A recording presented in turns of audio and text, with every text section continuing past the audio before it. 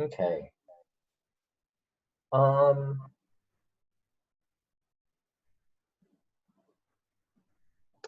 I hope everybody had a restful break. For item number 1 for today's warm-up, just tell me a little bit about how your break was. If you already did it for for calculus, you don't have to do it again. So feel free to not write the same answer twice. Just make sure that if you wrote it for calculus, it gets turned in for calculus. But if you didn't take the time to actually write out how your break was yet, take the opportunity to do it now. And then while y'all do that, I have some College Board updates. And then we have a review question from chapter, I guess 2 it would be, since we're now done with content. And from now until the actual AP test in just a little under a month, we're going to do nothing but review of various types, different questions, different days. For a quickie review question, an object falls 3 meters from rest. After falling this distance, it's falling at a velocity of 3.3 meters per second. What is the acceleration due to gravity on this planet? And therefore, what planet or celestial object are we on? What is this question talking about? But first, let me start off with College Board updates and questions about that stuff. The College Board was supposed to have a meeting about what are we doing for the SAT over break, but they ended up having to cancel it and reschedule it because I don't even think they know what they're doing about the SAT. It seems like they've shifted 100% of their focus to fixing the AP tests in time because that's a more pressing issue. And I guess the AP stuff, or sorry, the SAT stuff doesn't matter to y'all anymore, right? Because you're all done with that 100%. Yeah. But in terms of AP tests, I posted the schedule to the actual AP test, like the redo. That's on Google Classroom. You can find that there. I posted it the day that it went up. And the one of those that's most important to us is, of course, AP Physics, which is going to be on May 14th at 1 p.m. So be sure to put that on your calendar. All of the other test dates for all of your other tests are also listed there. Be sure to pay attention to the time zone because the East Coast and West Coast will take it at the same time. Make sure that it's you have the correct time zone, the Pacific Standard Time listed on your electronic calendars, right? For all of the tests, they will have one of 2 forms. For your English and your histories, you'll get one question that you have 45 minutes to respond to. So it seems like all of those will be some longer essay questions. Depending on how quickly you type, I would work on your typing speed between now and then. There's a really good website called Type Racer that's free, and you can significantly increase your typing speed in the course of 3 weeks. So it's worth putting time into if it's a thing that you'll do every day between now and then. For your other classes, those classes will have 2 questions, and that's the case for AP Physics. There will be a long question first, something that takes 25 minutes. That'll be worth 60% of the grade. For your second question, that'll take 15 minutes, and it'll be worth 40% of the grade. And the first question, you can't go back to it after you upload it. So the way that the test will be paced out is that at 1 p.m. it'll start. You have 25 minutes to do the first question. Then you have 5 minutes to upload it. So by 1:30, you need to have the first half of the test uploaded. Then you'll have 15 minutes from 1:30 to 1:45 to answer the second question. Then you'll have another 5-minute period to upload your second question. Then the test is over and your entire grade will be determined by that score. Also, all affiliate colleges that accept AP scores will be accepting this year's score. So just because it's a 45-minute test instead of a 3-hour test doesn't matter in terms of the amount of credit that you will receive. You'll still receive a full test worth of credit. Are there any questions on that stuff?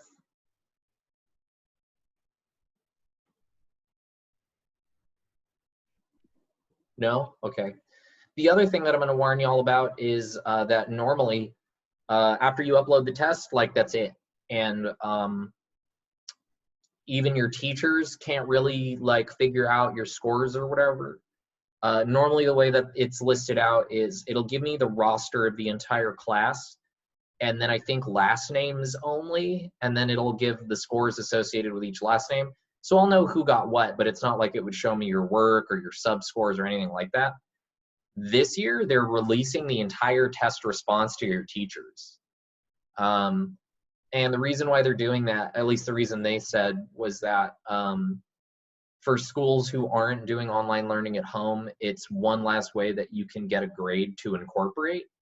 So they're doing this so that some high school teachers who want to can include the AP test grade itself as a final grade for the course. What teachers do with that is up to them, of course, but just for your own information, I will be looking at your guys' scores over this, I'm sorry, your guys' responses over the summer, just out of my own curiosity, but I will not be incorporating them into the grade.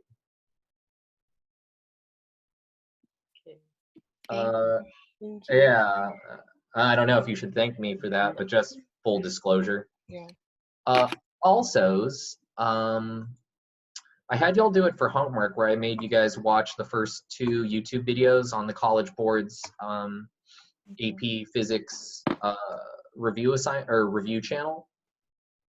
You should know that they have way more videos than that. They already have 20 of those now. So if you watched the first 2, that's 2 of 20 videos.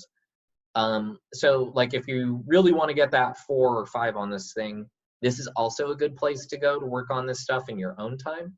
I will be assigning individual videos from this one by one as work. But if you ever like get ahead through watching these, if I was you, I would take notes, take summaries the exact same way that I had y'all do for that assignment, because I'm gonna assign probably 4 or 5 more of these as review homework. And when I do that, I will ask you to type up a little outline of what was discussed in the video.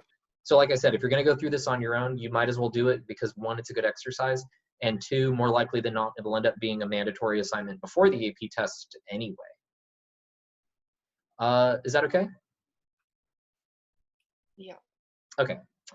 So let's go ahead and go over the review question that I posted. And then we'll do our first set of review notes today. Today we'll be talking about kinematics, though all of the notes that we'll be doing will never be as like detailed, of course, as how we took them initially. The point is to just do a quick, broad overview to make sure that we have the main outlines, the main points, so that we can think about this stuff the right way in case it comes up on the test. Though without there being multiple choice, there will never be single, easy numeric calculations like this, I don't think. But it's still important to review this because understanding how these questions work is like bare minimum for being able to approach the actual test.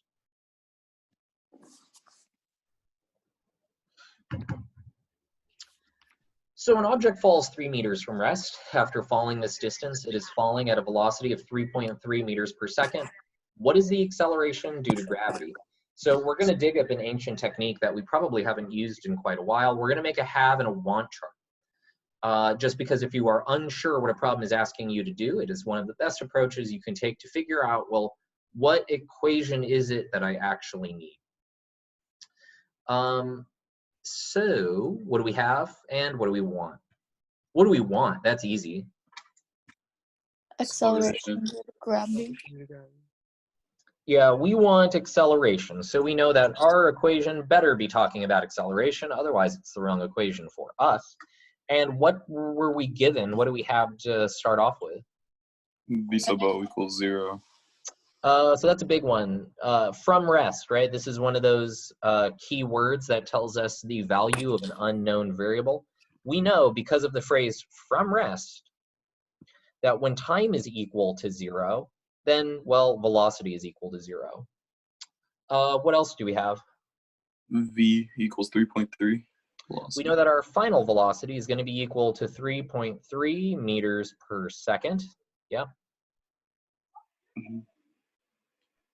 And what else do we have? equals 3 meters. We know that our total distance covered, delta x, is equal to 3 meters.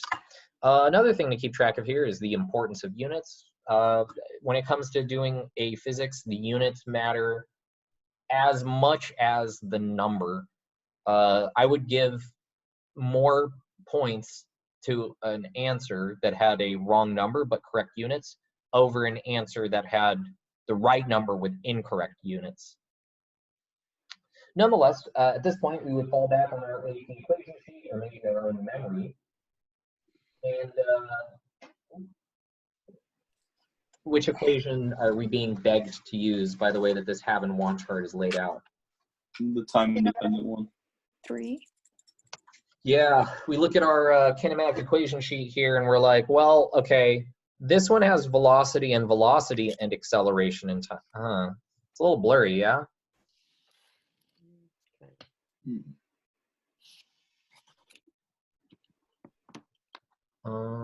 Let me change a setting real quick. Settings, device properties, camera control, focus 15. Is that better? Yeah. I think it's a little bit better. Okay, anyway, this first equation, v is equal to v sub o plus at. There is no delta x, so that's not a good equation. This second one right here, well, I guess we have delta x and we have v and we have a, but what else is here in the second equation? Time.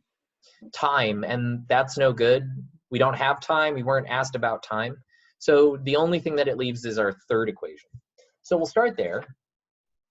And we know that v squared is going to be equal to v sub o squared plus 2a delta x. And like all problems, we always want to work this out in variables first before we plug anything in. And so what algebra do I have to do to solve for a?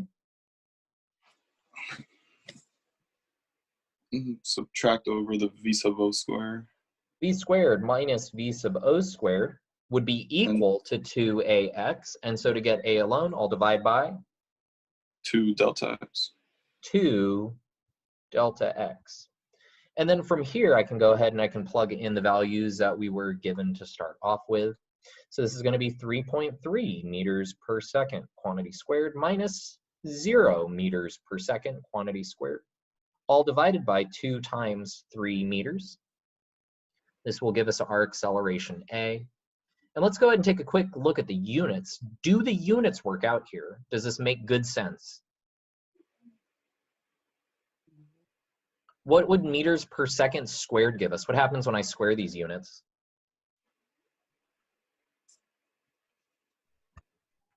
So here in the numerator, I would get meters squared per second squared. This is 0, so this doesn't really contribute anything, but they have the same unit, so it wouldn't change. And then what units are in the denominator? Meters. And notice here in the units, meters would cancel with one of the meters in the numerator. And what does that leave us with? Meters per second squared. Does that make sense? Yes. Good, yeah, that makes good sense. That is the unit of acceleration. And so from here, I would just, plug in the values and simplify. So it'd be 3.3 squared divided by 2 times 3. And what does that give us for our acceleration? 1.815.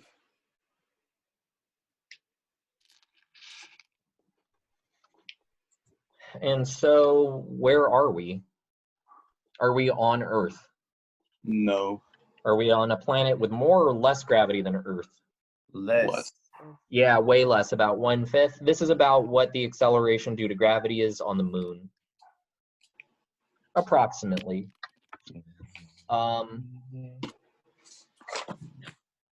And so that's just a quick reminder, a quick breakdown of exactly how it is we want to do our have and want charts. So now I'm going to do a quick breakdown and talk about kinematics, how we want to think about it, how we want to approach it, and then a little bit about the rules of graphing it. Though, just so y'all know, the next homework assignment is already up. For homework from now on, all I'm going to do is I'm going to ask y'all to do some short response questions. And I'm going to give everybody feedback, which is going to be a little time consuming because I have to write an email for each person's homework. But on College Board Classroom, the Unit 2 free response is open, and it'll be closed tomorrow night at 10 p.m. It's just one free response question about kinematics that I want y'all to go on and do. And after they're up, I'll give feedback. The way that the College Board Classroom stuff works for free response is basically the same as the multiple choice, except it's not multiple choice, so you can't click in the answer. Instead, for each piece, it'll ask you to handwrite a free response solution and then upload a picture. And then on the College Board's website, all of that stuff will be made available to me so that I can grade it. For these assignments, your grades are homework, so you get full credit just for doing it. I don't want that kind of pressure on you while you're, just practicing or whatever. And the point is to get exposed to a bunch of different types of questions so that ideally we can be ready for whatever hits us on the AP test. For some of these, up until we've worked our way through the College Board's pre-prepared work, we'll just be on there and I'll let y'all know when they're up. But I will be writing at least 2 of them. I had a good idea for one that I'm working on. And when those go up, those will just go up like regular through Google Classroom. But for the next 2 days, the only homework assignment, assignment I have for you is to go onto College Board Classroom and do the Unit 2 free response. I'll post a reminder in Google Classroom. Before we get into the review, let's go ahead and talk about that last chapter test. Yeah, and I'll answer any questions that y'all have about it. I'll also just kind of go through the whole thing for the sake of it.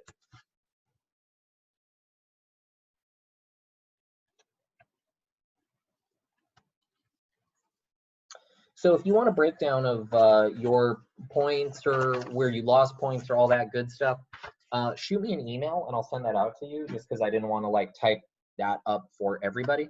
Because the way that I grade your guys' tests when I'm at home is I have a spreadsheet of your names where I keep the point values that you got for each question on there.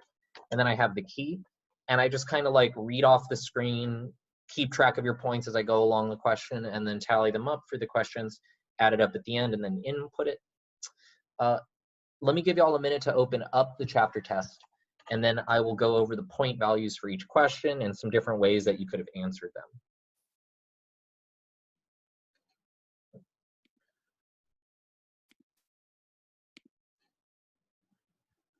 Okay, so on page 1, free response 1, part A, that one is pretty straightforward. That's worth 1 point only. Part B, where it asks you to choose the equipment, that is also only worth 1 point for choosing equipment with no unnecessary equipment included. For the part where it asks you to describe the overall procedure and give me the steps, that part is worth 2 points for a procedure that has no unnecessary steps in it at all. And then for part C, I graded parts 1 and 2 together because they go hand in hand. What you choose for your axes and what you do to that graph in order to get the acceleration due to gravity, those are inherently tied together. That is to say that there's an infinite number of correct answers, but what you respond to with part 1 and what you respond to with part 2 are dependent on each other. That's worth 3 points in total. And then for part D, exactly what happens to the sphere when you cut the string, that's worth 2 points, which means question 1 here is worth a grand total of 1, 2, 5, 6, 7, 8, 9 points. Are there any questions about the point values for question 1? Okay. For question 2, part A was worth 2 points for the correct graph. Part B was worth 1 point for the correct numeric solution. And then for part C, the correct graph of kinetic energy versus position is worth 3 points. And so question 2 is worth 6 points in total for a grand total of 15 points. Your letter grade that you got is the square root of your percentage. So whatever your raw score was divided by 15, then square rooted and multiplied by 10 so that it would scale it similar to the AP test. So if you want to reverse engineer your raw score, your grade is equal to 10 multiplied by the square root of your raw score over 15. So if you want to figure out what your raw score is, take the inverse of this equation. Your grade divided by 10, then squared would be equal to the score divided by 15. And so your raw score is actually equal to 15 multiplied by your grade divided by 10 squared.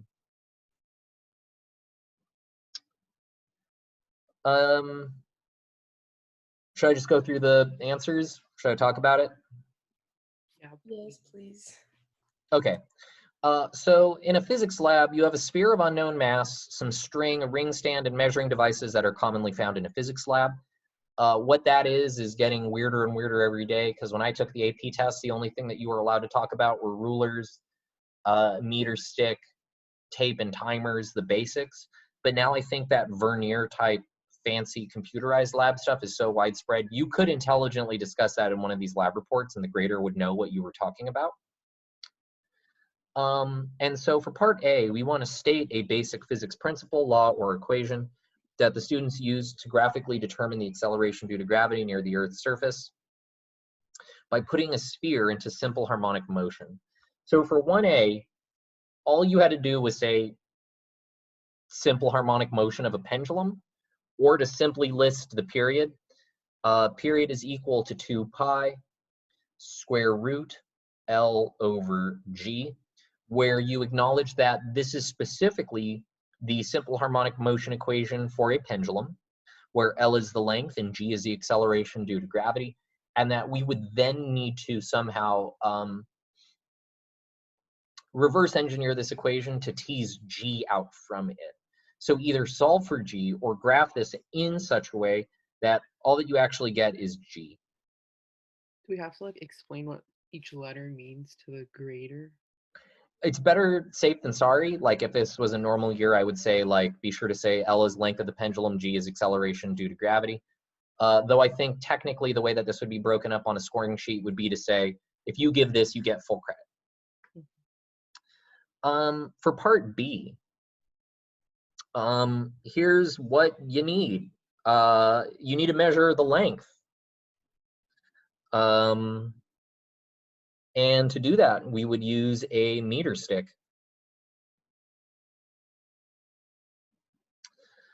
To measure the period of the pendulum, we need that too. We need T, period. And to get the period of the pendulum, we have a bunch of different options. We have a timer or stopwatch or any sort of vernier device which gives you access to time. So this would be to say a force sensor. I saw one person respond with that. I also saw some people respond with motion detector. Anything which gives you access to the period of the motion is sufficient. Past this, nothing else needs to be measured.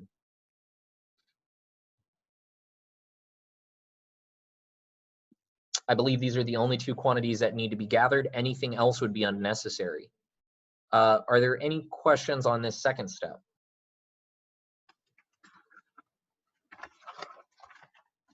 No? Okay.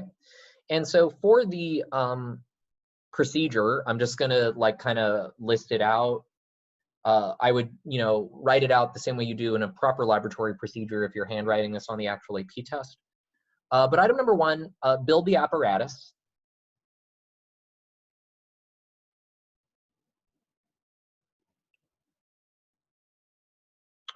And instead of like describing that in great detail, you could always save time just by sketching a picture.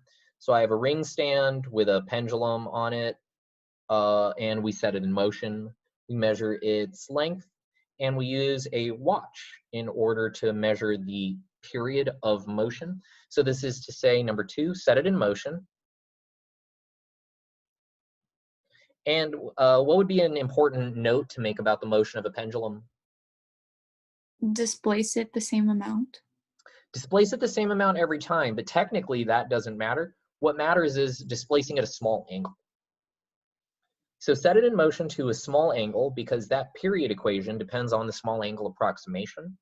And for that approximation to work out, we need to make sure that we stay within a small angle. And then number 3, use a timer or whatever device it is you called out at the beginning. Use a timer to measure the period. And usually the best way to describe this, if you're going to describe doing it by hand with a timer, is you don't want to just take one cycle, because the smaller amount of time that you're measuring, the more mistake you can make in measuring that time interval. Usually the way that you do this is you measure the time for 10 cycles, then divide by 10.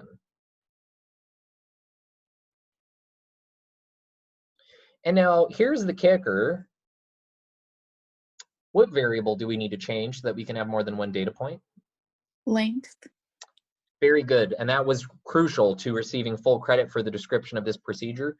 If you are going to do this and have multiple data points, you need to change the length and repeat.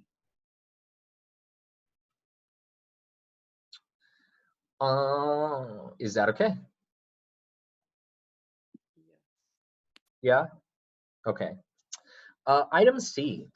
How is it that we can then take this and graph it and make sure that that graph tells us what the acceleration due to gravity is? So we're asked for a vertical axis, we're asked for a horizontal axis.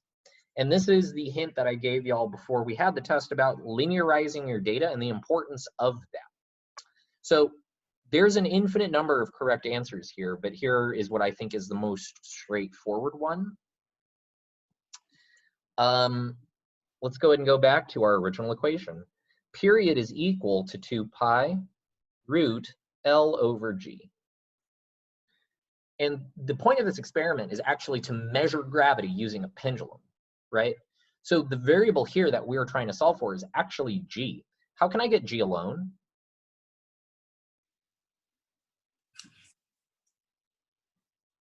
Square root the period and the 2 pi.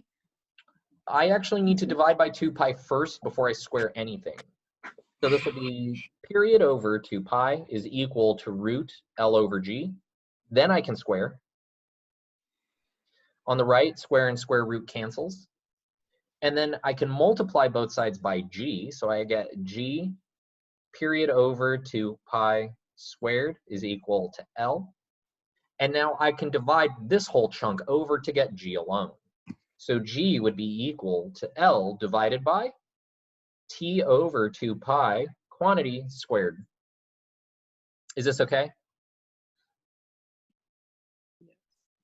Yeah? Mr. Okay. Robinson, Yes?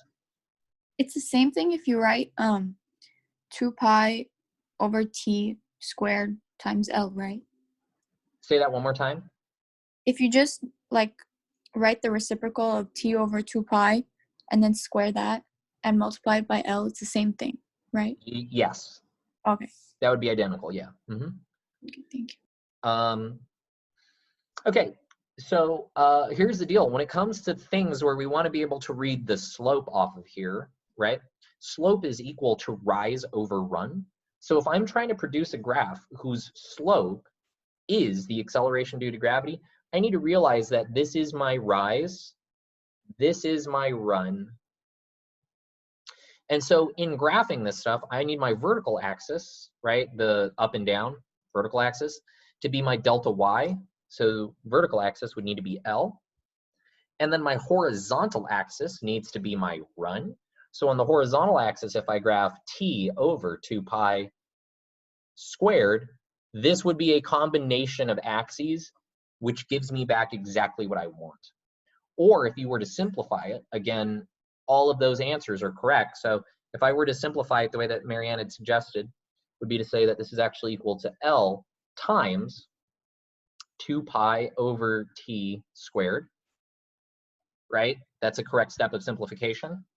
And so I can go ahead now and I can also mix in the square.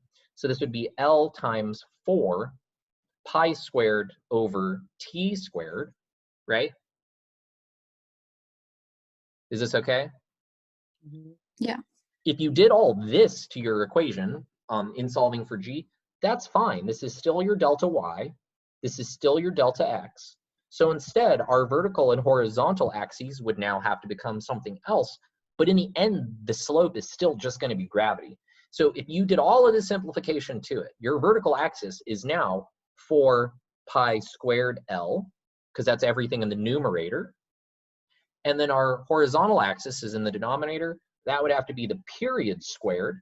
This is also an answer which can receive full credit.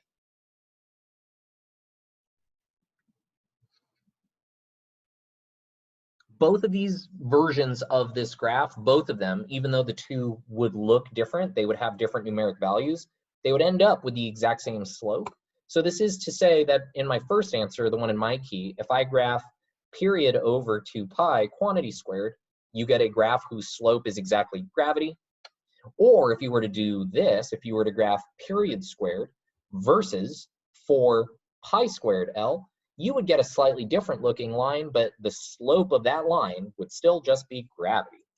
So as long as you did some sort of linearization and produce a graph whose slope can be interpreted as gravity, there's an infinite number of ways to do this, and all of them receive full credit.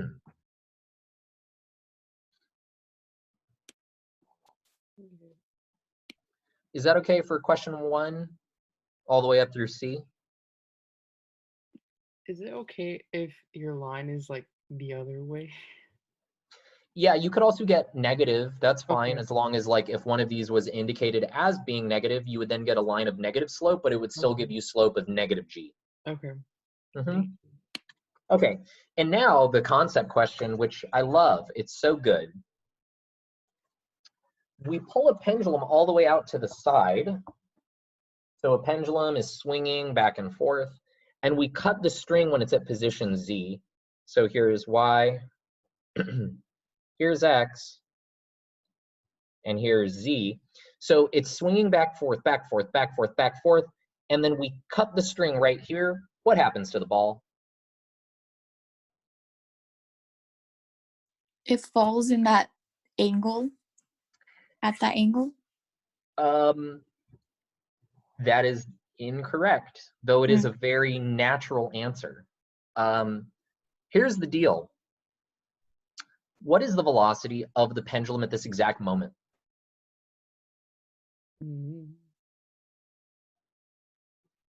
If I have my pen and I take it and I toss it up and it falls back down, what is its velocity at the top? 0. Why is that? Why do we know that the velocity of my pen at the top is temporarily 0? Because like that's the highest point, Yeah, and apex, the right? like potential, what's Change- it called? Gravitational potential energy. These are all getting at the right idea. They're kind of dancing around it. The trick is that it's having a change in direction. It is going from some number which is positive to some other number which is negative.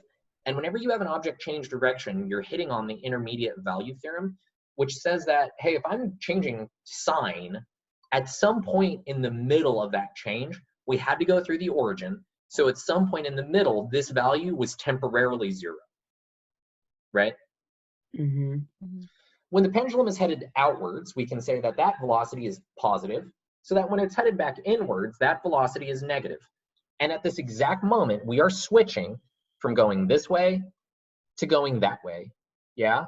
So if this position right here is a change in direction, what is the velocity that it has at that exact moment? 0. The velocity at this position is 0. So if I cut the string, which way will the pendulum fall? Straight down. Perfectly straight down. It will have no left-right movement whatsoever. Straight down. And that is the trick to that concept question. Now, don't get me wrong. If we cut it here at position Y, then how would this thing fall?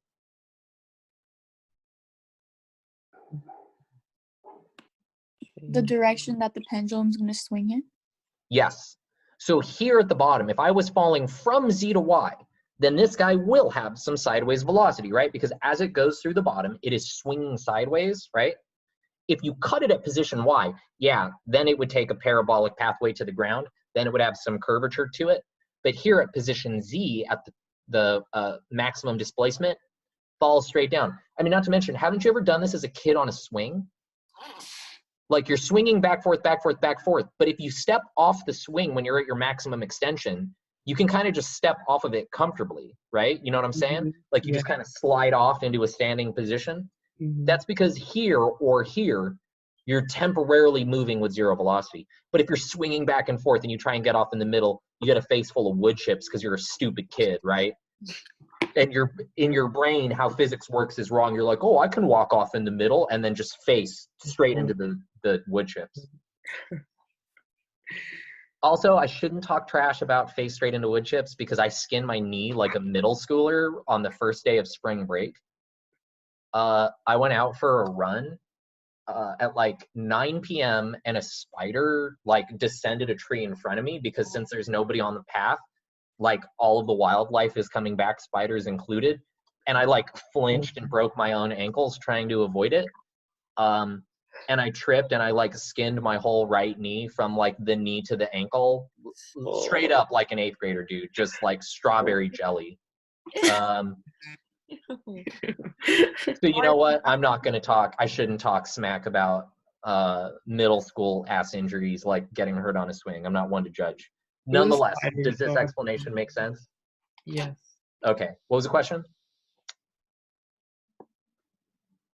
There was a question about a spider. Oh, I just said I don't blame you because there was a spider.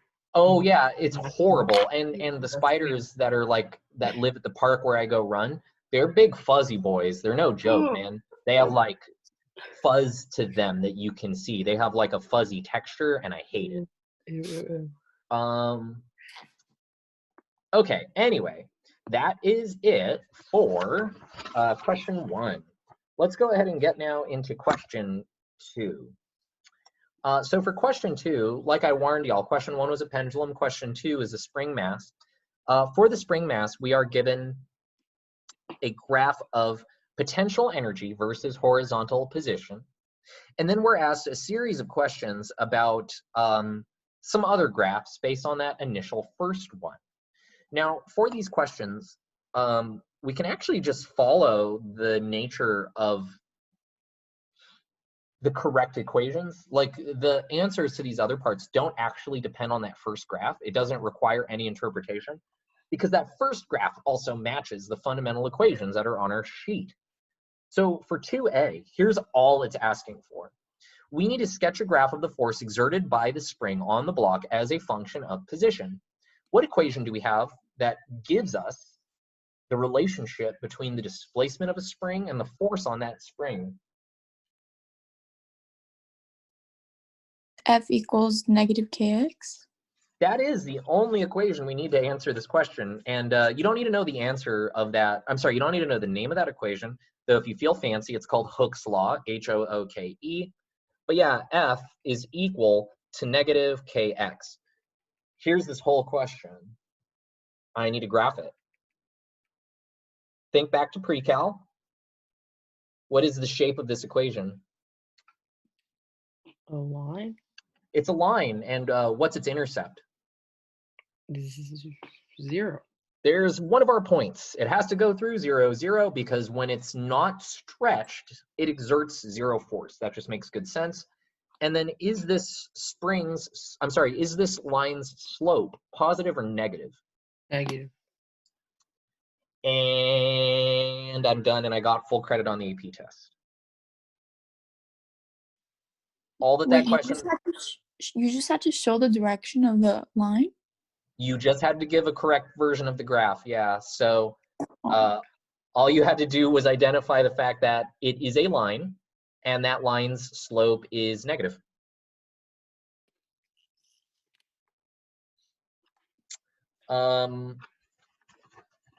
AP Physics. Now, if you wanted to go above and beyond, because you'll notice that they listed out the x values, 0.1, 0.2, 0.3, and then the negative equivalents in the other direction, you could also label the y direction with the correct values, which if you read the numbers they give you in the question and do the math, this thing has a spring constant of 320, which we'll look at calculating for part B.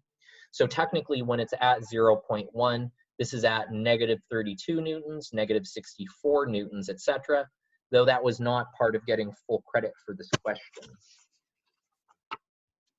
Part B. Calculate the period of oscillation for the block spring system. Oh, I'm sorry, wait. Do y'all have any questions on how it is that I got the spring constant? Should I do that calculation? Yes, please. Okay, yeah, actually that is an important point, I suppose.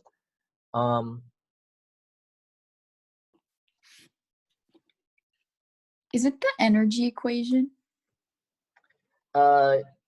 It is, yeah. So I guess it's a little off here, which is kind of sad. I would want it to line up a little bit more perfectly. But here for the spring potential energy graph, you can use this to solve for K. And what I did was I pulled this ordered pair right here, even though I guess it's not perfect. It's 0.2 comma 7 joules, right? So when we are stretched to 0.2 meters, this is about 7 joules of potential energy. So this is to say that potential energy, PE, what is this for a spring? Half kx squared. 1/2 kx squared. So if I want to solve for the spring constant K, this is sufficient data to do that with. So I can do 2 times the potential energy divided by x squared would give me back K. Just a quick mathematical manipulation to solve for K here. So that is to say 2 times 7 joules divided by 0.2 meters gives me back my spring constant K. It's 320, right? You know, I guess on my graph, on my graph I made a mistake, but like I said, I wasn't giving credit for it just because I didn't realize that this wasn't exactly on here. If you use this to solve for K, K is actually closer to 245. Okay. So then these numbers I put down here should be not 32, but about 25 and 50. My apologies. Mr. Robinson, Yeah. for the spring constant, shouldn't the denominator be squared, the 0.2? Yes, it should. Yes, it should. 14 divided by 0.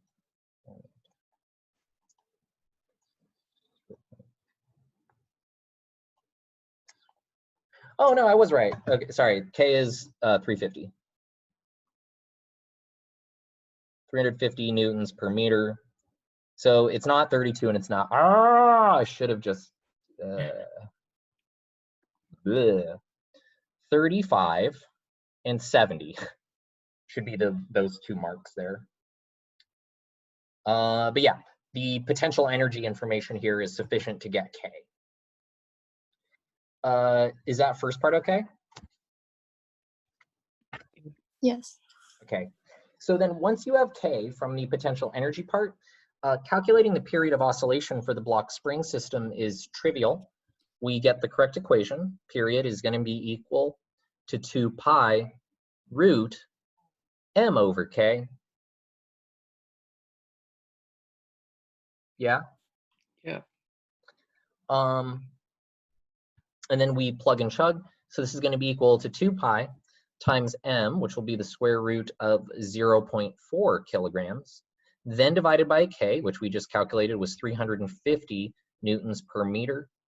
And then the taking of this quick calculation here will give us our answer. So it'll be 0.4 divided by 350 square rooted times 2 pi, about 0.21 or 0.22 seconds.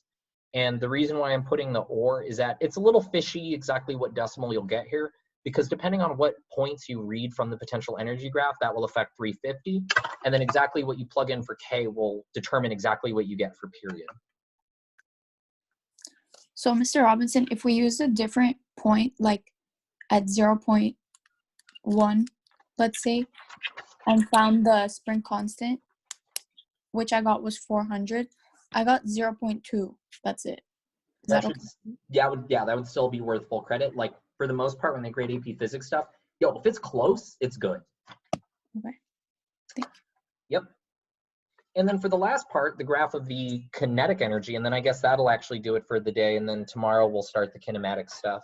Though, like I said, the first review free response that I gave y'all is already online on College Board Classroom. So please do start that tonight, but I'll extend it one day since we didn't get a chance to talk yet about our review. The last part, part C, kinetic energy versus horizontal position. So please keep in mind, and this part is a little bit harder, kinetic energy as a function of position. What is kinetic energy equal to?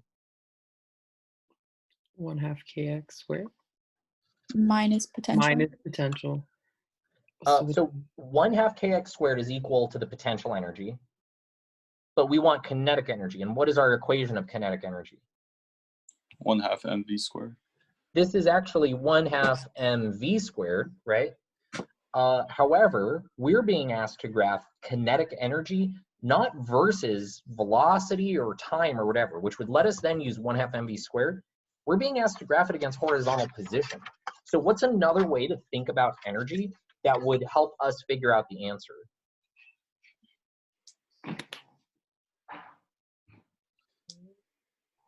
So this is a true statement, but this won't give us the answer that we're looking for. Let's think about this another way. What about total energy? What is total? Oh, I'm sorry. We call it mechanical energy.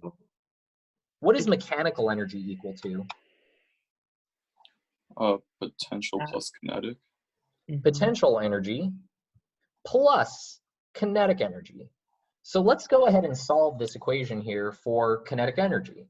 So this is to say that kinetic energy is equal to mechanical energy minus potential energy. Okay, this looks good, right?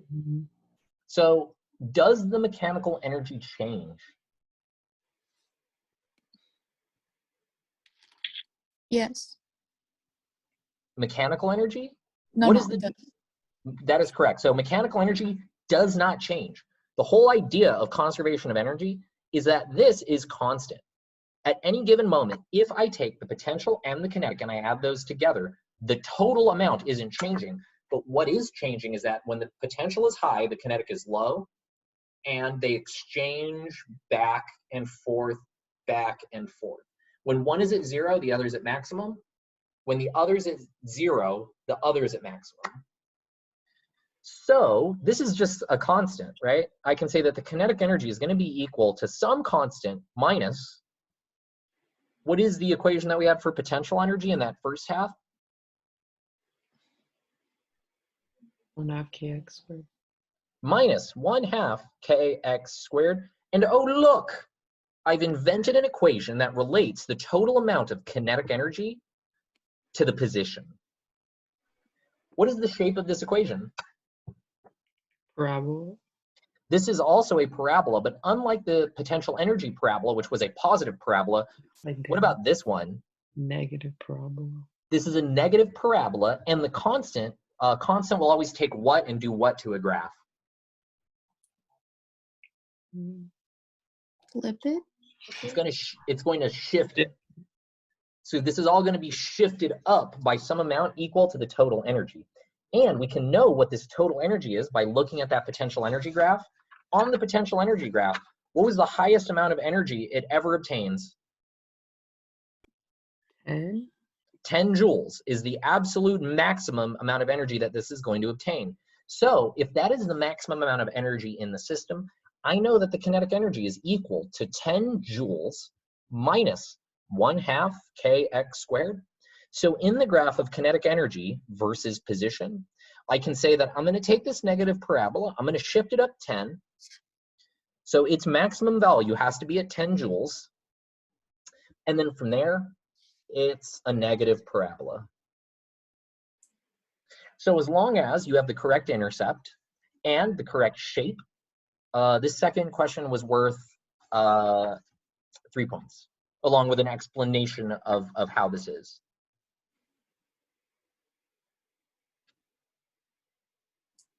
Is this okay? Yes. Okay.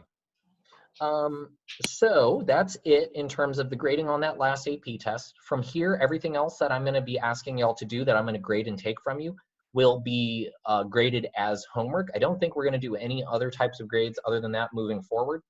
The only other thing that I'm going to ask y'all to do for me is give me a tour of your lab notebook.